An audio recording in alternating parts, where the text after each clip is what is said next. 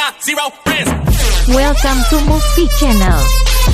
Jangan lupa subscribe, like, comment, and share, dan tekan tanda lonceng ya guys ya.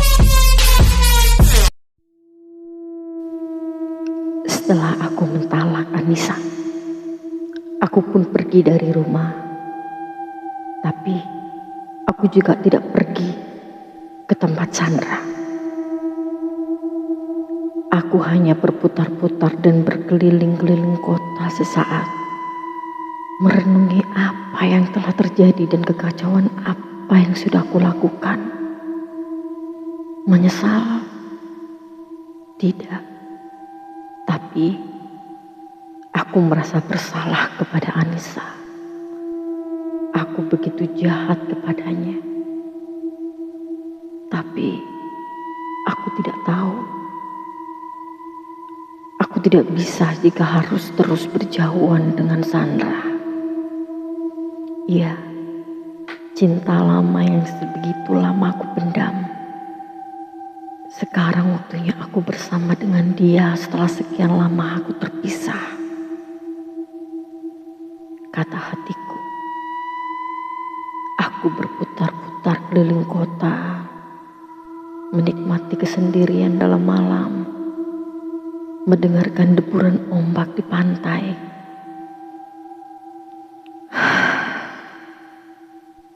Aku menghela napas, melihat kehancuran sekaligus kebahagiaan yang ada di dalam mataku. Di masa depanku, aku akan hidup dengan orang yang aku cintai. Tapi aku telah menyakiti anak dan istriku. Maafkan aku, Anissa. Maafkan aku. Hari ini aku memutuskan tidak untuk pergi ke tempat Sandra. Tapi aku menginap di sebuah hotel. Iya, dan aku pun sudah izin kepada Pak Alex untuk mengambil cuti selama 3 hari. Aku tidak akan masuk ke kantor. Aku hanya ingin menenangkan diriku sendiri. Aku memacu mobilku ke sebuah pegunungan yang dekat dengan kotaku. Menikmati suasana pegunungan di sana yang dingin, melihat lampu-lampu dari atas, dan merenungi semua yang telah terjadi.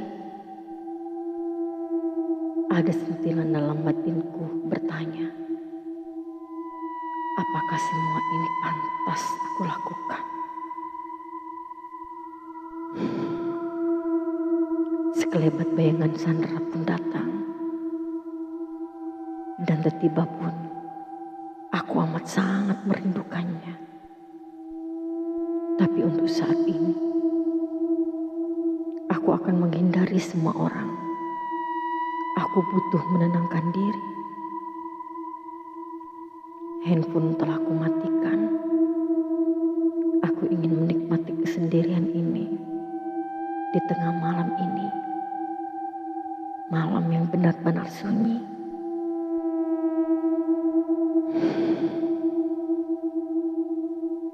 Di sebuah resort ini aku beristirahat. Aku duduk termenung di teras. Sampai aku merasa ada seseorang yang selalu mengawasiku dari belakang. Bulu kuduku begitu merinding. Aku tidak tahu itu apa. Saat aku mencoba menyapu semua pandangan mataku, tidak ada seorang pun di sini. Hanya kesunyian malam. Hanya suara binatang malam.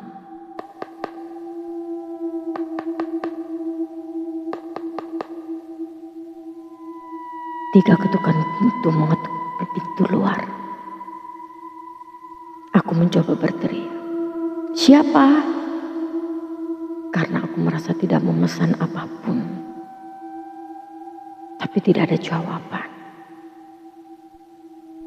Setelah aku tidak mempedulikannya lagi, tiba-tiba aku dengar suara ketukan lagi.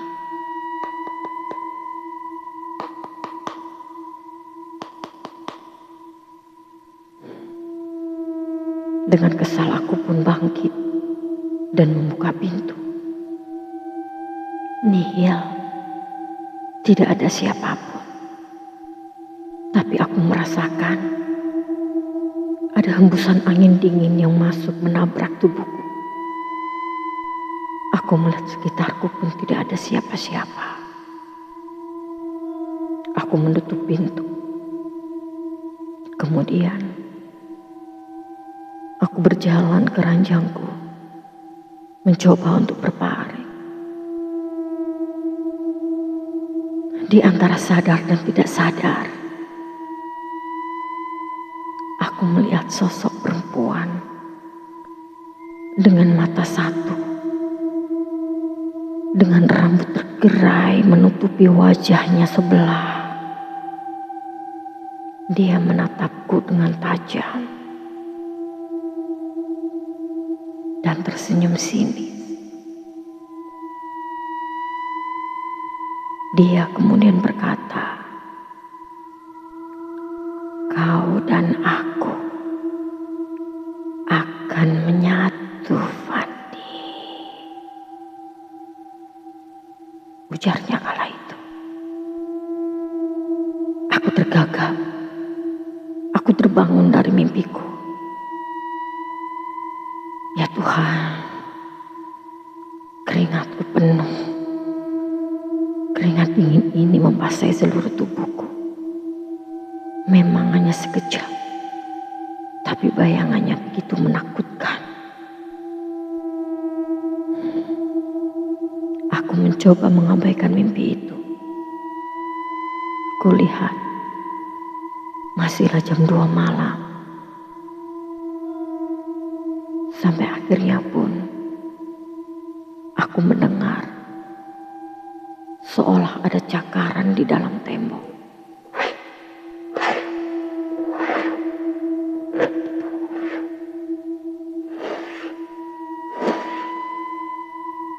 Suara itu begitu menggangguku. Tapi siapa yang mau mencakar tembok? Kucingkah? Aku mencoba mengabaikan. Kumatikan lampu tidurku. Namun sial, di saat aku menyapukan pandanganku ke arah gorden, aku seolah melihat sosok perempuan yang sangat nyata seperti di dalam mimpiku. Ya, perempuan bermata satu, dengan rambut terurai menutup wajahnya separuh. Bajunya melambai-lambai seperti terkena angin. Tapi bagaimana mungkin ruangan ini tertutup? Tidak ada celah angin untuk masuk. Tapi gordinku, kenapa dia bergoyang-goyang seperti ada angin? Aku mencoba memperjelas pandanganku. Namun dengan tiba-tiba, perempuan bermata satu itu pun dengan begitu cepatnya sudah berada di atas tubuhku. Aku pun berteriak. Sampai kemudian aku pingsan. Ya, aku tidak sadarkan diri. Sudut pandang pun beralih kepada Sandra. Aku berdandan rapi ke kantor kali ini. Karena aku merasa sesuatu yang besar sudah terjadi. Iya, perasaanku amat sangatlah tidak tenang pagi ini. Aku pergi ke kantor, tapi di sana aku bertemu seorang perempuan yang sedang hamil, yang secara tidak sengaja bertemu denganku di lift waktu itu. Aku mengabaikannya, tapi dia memanggilku. Dia berkata, "Mbak Sandra, kenalkan, aku Anissa, istri dari Mas Fandi." Aku tersentak. Ternyata ini adalah istrinya Fandi. "Bisa kita bicara, Mbak?" katanya waktu itu. Aku mengangguk. Entah kenapa di dadaku, aku merasa begitu sesak. Aku menatap wajah perempuan ini. Lusuh, hamil. Sepertinya dia kurang tidur. Dan begitu banyak kesedihan di matanya. Yang tentu saja, kesedihan itu akulah penyebabnya. Kenapa, Mbak? Tanya aku waktu itu. Mbak Sandra, Mas Fandi telah mentalak aku tadi malam. Katanya lirih.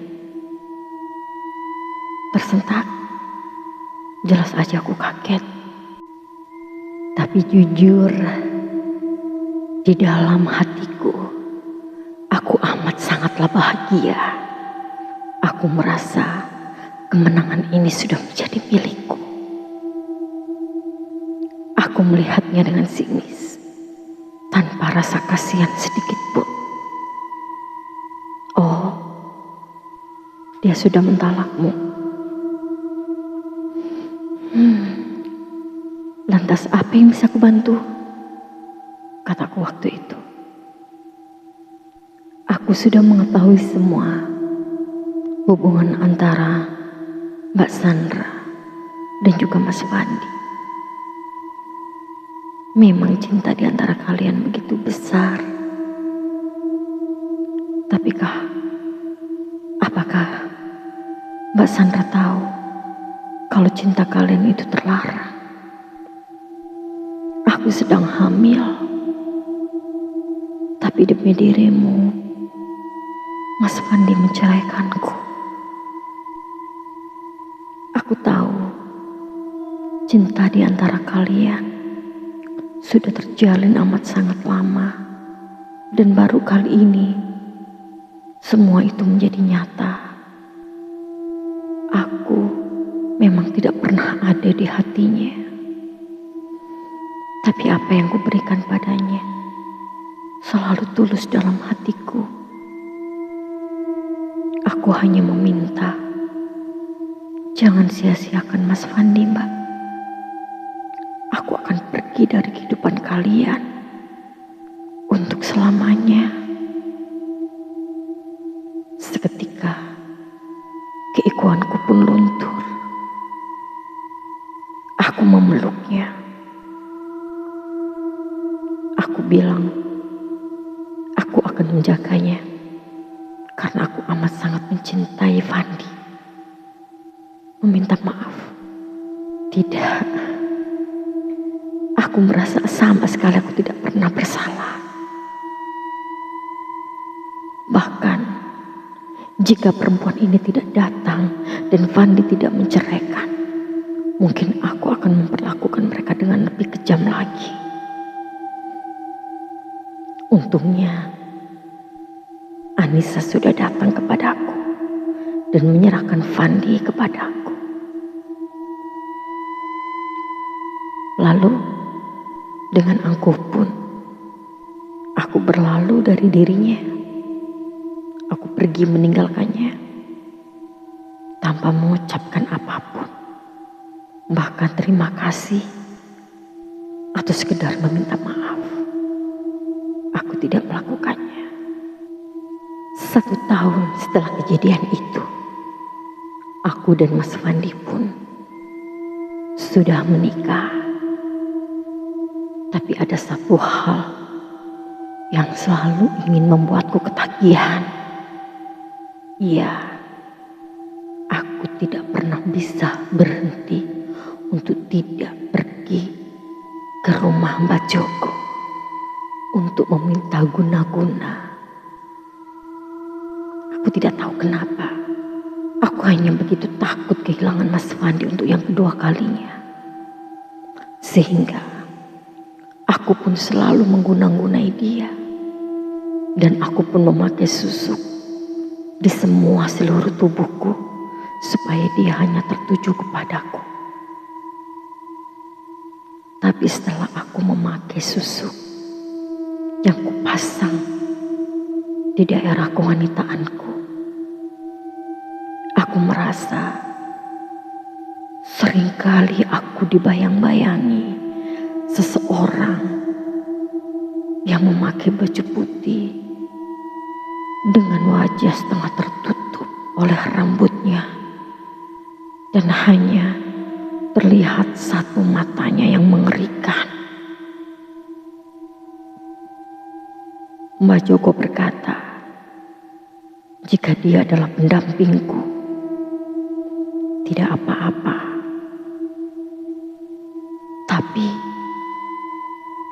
aku harus memberikannya tumbal. Iya, tumbal bayi. Supaya aku selalu terlihat cantik dan menarik di depan mata Mas Fandi. Di depan mata semua orang. Aku harus memberikan tumbal kepada perempuan setan itu. Setelah 3 bulan menikah pun, aku hamil anak pertama. Di saat aku hamil itulah, seringkali perempuan itu datang ke dalam mimpiku dan dia selalu menagih janjinya.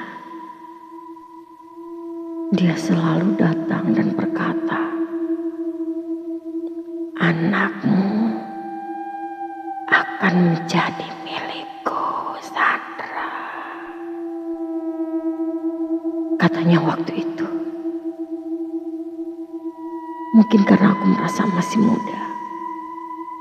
Ya, aku merelakan saja. Demi Mas Fandi, aku rela melakukan apapun. Bahkan memberikan bayi yang dalam aku kandung ini. Aku tidak peduli. Setelah berumur 4 bulan pun, tiba-tiba aku keguguran.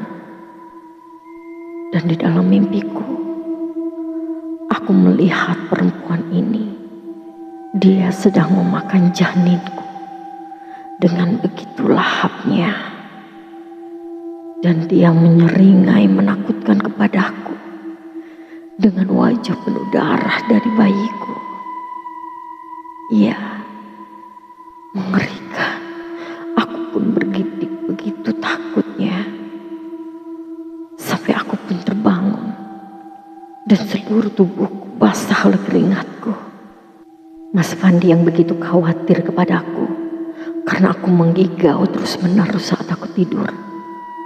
Dia pun membangunkanku dan memelukku. Dia begitu ketakutan saat melihatku menggigau. Kenapa, Dek? Ada apa? Mas, jawabku kala itu. Aku mimpi anak kita hilang. Dia pun bersedih. Dia pun memelukku. Sabar ya sayang. Pasti nanti kamu akan hamil lagi. Jawabnya waktu itu. Iya, dan gak lama setelah aku keguguran anakku yang pertama. Setelah 5 bulan pun, aku kembali hamil anak yang kedua.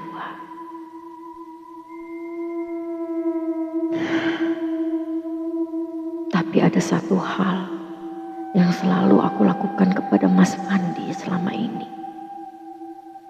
Aku selalu memberikan minyak kepadanya, supaya dia pun tidak bisa berhubungan dengan perempuan manapun.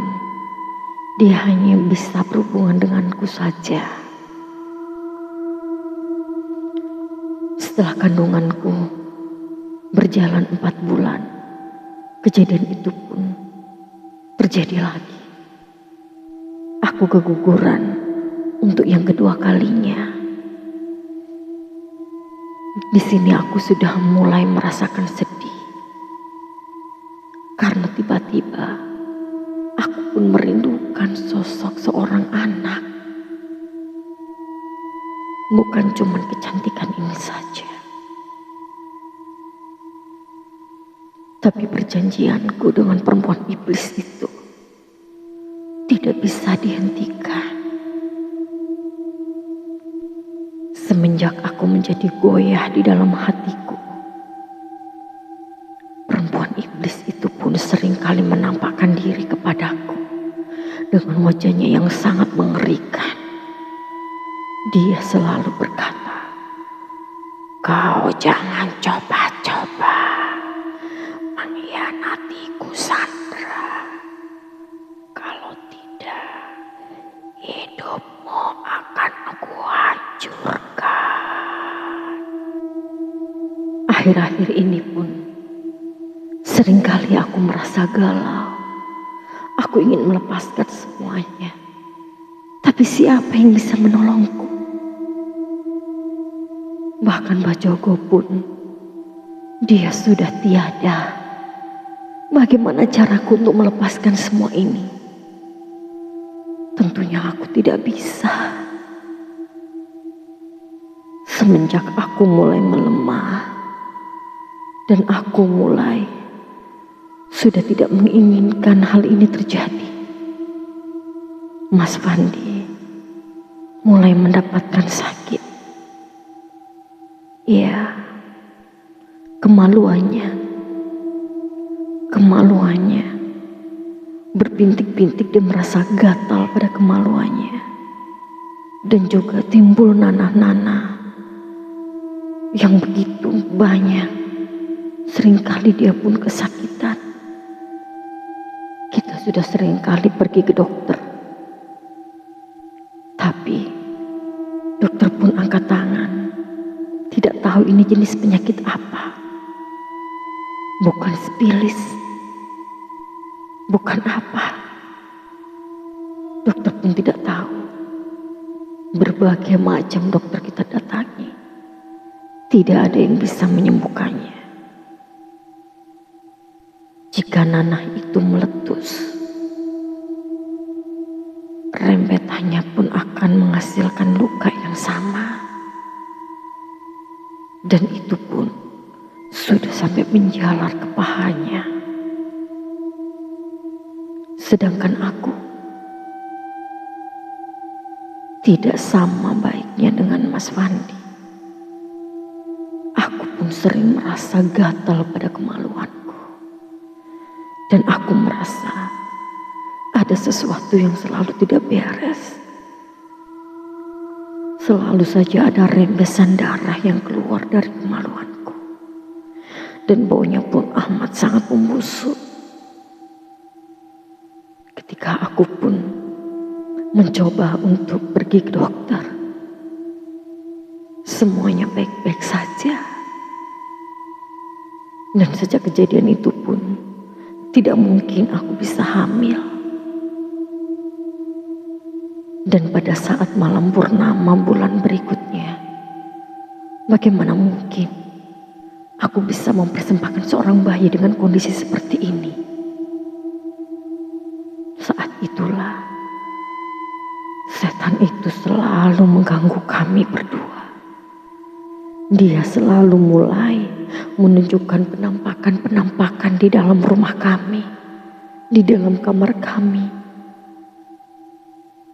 Sampai kami pun merasa trauma dan ketakutan. Ya, begitu banyak lintasan dosa-dosa kami yang sudah kami lakukan. Mungkin hanya sebuah penyesalan yang bisa aku lakukan saat ini. Penyesalan yang amat sangat, karena telah melalui jalan yang salah. Tapi semua terlambat. Aku pun tidak berdaya. Besok adalah malam bulan purnama. Aku begitu pasrah dalam diriku. Aku melihat Mas Wandi. Dia begitu telaten dalam mengurusku. Dia pun berkata dan selalu menyemangatiku untuk bersabar. Kita akan mencari dokter yang baik. Kita akan sembuh, katanya waktu itu. Tapi berbeda denganku, aku merasa dia yang selalu menghantuiku akan segera membawa aku pergi.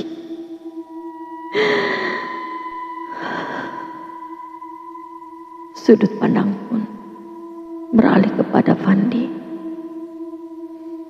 Aku tidak tahu penyakit apa yang menyerang aku dan istriku. Tiba-tiba saja setelah bangun tidur, aku merasa kemaluanku amat sangatlah gatal. Dan ketika aku menggaruknya, tiba-tiba ada luka lecet. Tapi tak lama dari luka lecet, timbullah bercak nanah. Dan ketika nanah itu meletus pun, air yang mengenai kulitku, dia menimbulkan nanah lagi yang lebih banyak. Begitu lagi dan begitu lagi. Sudah banyak dokter kulit, dokter kelamin, aku datang. Tidak ada yang memberikan kesembuhan kepada kami. Mereka pun angkat tangan karena tidak tahu penyakit apa yang sedang aku alami.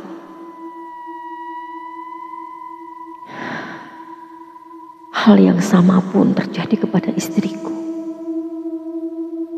Kemaluannya, begitu banyak borok di dalam kemaluannya. Sampai darah pun selalu merembes keluar dari kemaluannya.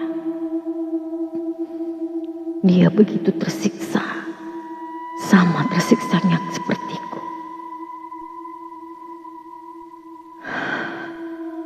Aku tidak tahu apa yang terjadi dalam hidup kami berdua. Mungkin ini adalah karma, karena sebelumnya kita terlalu sering membuat dosa zina, dosa selingkuh. Ya Tuhan, ampunilah kami. Doaku kala itu. Malam ini tiba-tiba istriku mengerang. Matanya melotot. Bahkan dia berbicara meracau.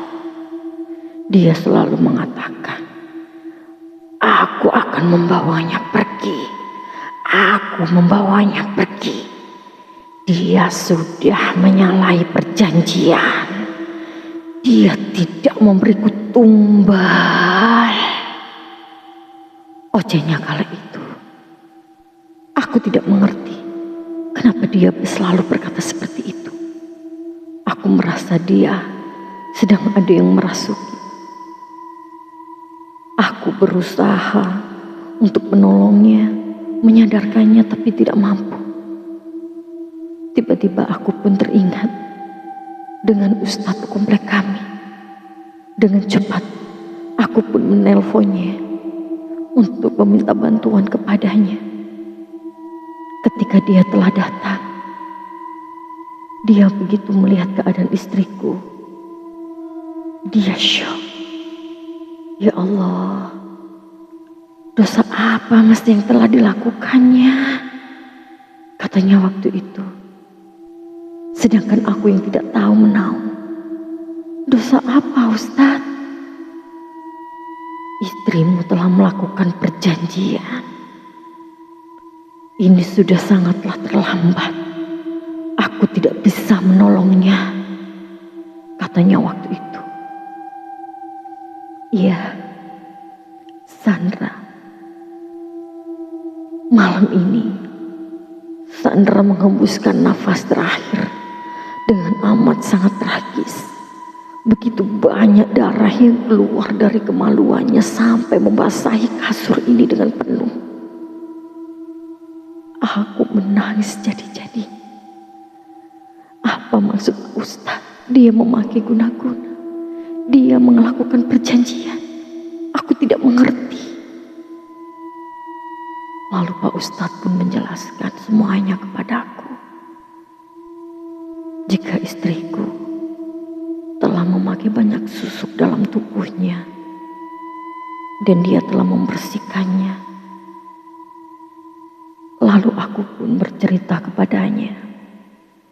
Jika aku mempunyai penyakit yang hampir sama dengan istriku, seluruh kemaluanku mengalami sakit yang sekarang tidaklah tahu apa obatnya. Pak Ustadz hanya mengelengkan dan dia bilang, itu karena istrimu yang telah menggunang-gunaimu,